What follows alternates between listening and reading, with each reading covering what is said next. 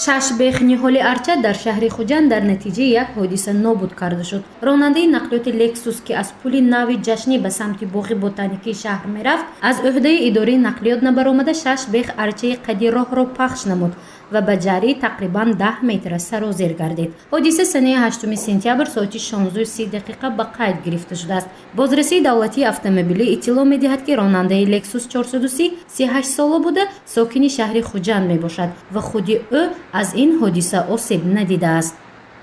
ҳодиса аз ҳисоби баланд будани суръати нақлиёт рух додааст ва ҳангоми аз пули нав бо суръати баланд омадан ба ҷарии тахминан 8-10 метра чапа шудааст ва хушбахтона ронандаи он зинда ва саломат мебошад.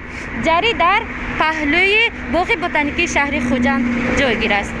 бозрасии давлатии автомобилии шаҳри Хуҷанд нисбати ҳодисаи мазкур маводи маъмурӣ тартиб додааст. дар шаҳри Хуҷанд кормандони бозрасии давлатии автомобилӣ шурӯъ аз оғози соли 2020 то ба имрӯз 27 адад садамаи нақлиётӣ рух дода, 4 ҳолати фавт ва маҷрӯҳ гаштани 31 нафарро ба қайд гирифтанд ки ин дар муқоиса бо ҳамин давраи соли 2019 5 ҳолат зиёд аст.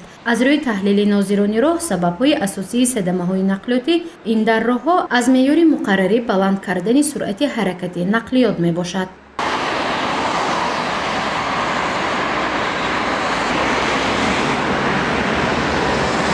таҳлили кормандони бозрасии давлатии автомобили вилояти Соғ нишон дод ки садамаҳои нақлиётӣ дар вилоят коҳиш ёфтааст, яъне садамаҳои нақлиётӣ нисбат ба соли 2019 35 ҳолат кам ба қайд гирифта шудааст. ҳарчанд шумораи садамаи нақлиётӣ кам бошад ҳам, аммо фавти сокинон аз ҳисоби ҳодисаҳои роҳу нақлиётӣ 11 ҳолат зиёд мебошад ки ин боиси ташвиши нозирони роҳ гардидааст.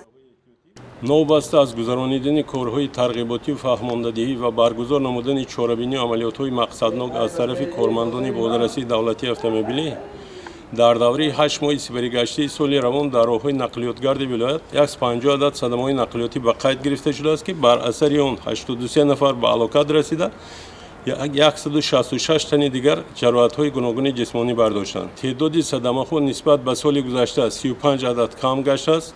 сафи ҷароҳатбардоштагон низ 41 адад кам гашт. сафи ҳалокшудагон бошад 11 нафар зиёд гаштааст. давоми як моҳи августи соли 2020 танҳо дар шаҳри Панҷакен 4 садамаи нақлиётӣ марговар рух додааст. дар ҳамин давра 3 ҳолати садама дар шаҳри Конибодом, 2 ҳолат дар Истаравшан ва дар ноҳияи Бобоҷон Ғафуров 1 ҳолат садамаи нақлиёти марговар ба қайд гирифта шуд. сабабҳои асосии рӯй додани садамаҳои нақлиётӣ бештар дар натиҷаи баланд намудани суръати ҳаракат аз меъёри муайян карда шуда, вайрон намудани қоидаи сабқат ва риоя накардани қоидаи ҷойвазкунӣ ба қайд гирифта шудааст.